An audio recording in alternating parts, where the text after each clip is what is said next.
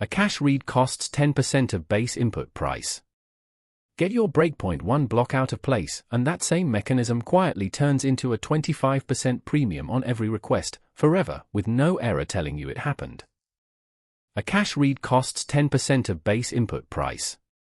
Get your breakpoint one block out of place, and that same mechanism quietly turns into a 25% premium on every request, forever, with no error telling you it happened.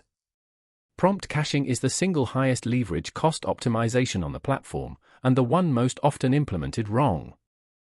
Marking a block with cache_control writes exactly one cache entry, a cumulative hash of everything from the start of the request through that block. 2 modes, automatic, set once at the top level and it advances on its own, explicit, placed on individual content blocks for fine-grained control. Lay the 4 operations out by price and the payoff is obvious. 5-minute cache write costs 1.25 times base price, and it pays for itself after exactly 1 read. A 1-hour write costs double, and pays off after 2 reads. Every read after that costs 1/10 of base price. And here's the reframe that matters more than the discount: on current models, cache reads don't count against your input token rate limit at all.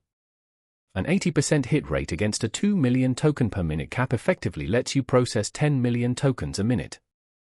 That's not a savings, that's a higher ceiling. Here's the misconception behind most cache failures.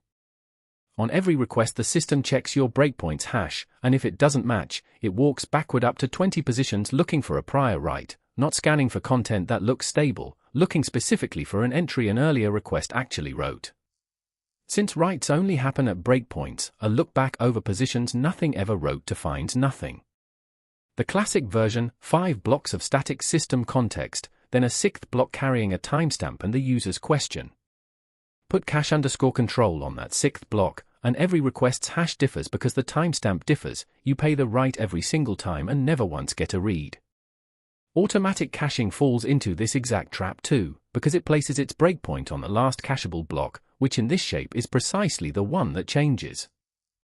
The cache hierarchy forms in one fixed order: tools, then system, then messages, and a change at any level invalidates that level and everything after it, never anything before it.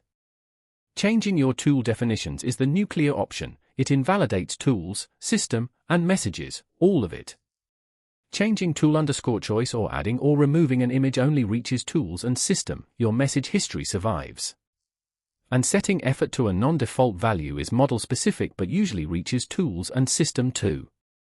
One thing worth knowing precisely: setting effort explicitly to high, the model's own default, is byte for byte identical to omitting it and invalidates nothing at all. Any other value does. Things to remember.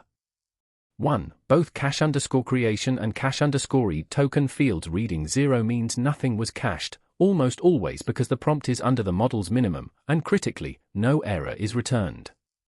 Memorize that diagnostic.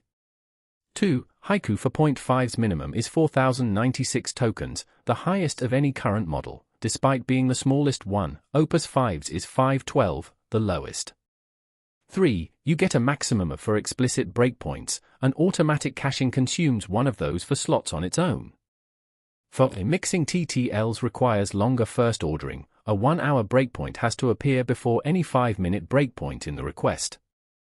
So, one rule governs almost every caching bug: put the breakpoint on the last block that stays byte identical across the requests you want to share a cache, and everything else in this module follows from that. Get it right and you're not just saving money, you're raising your effective rate limit.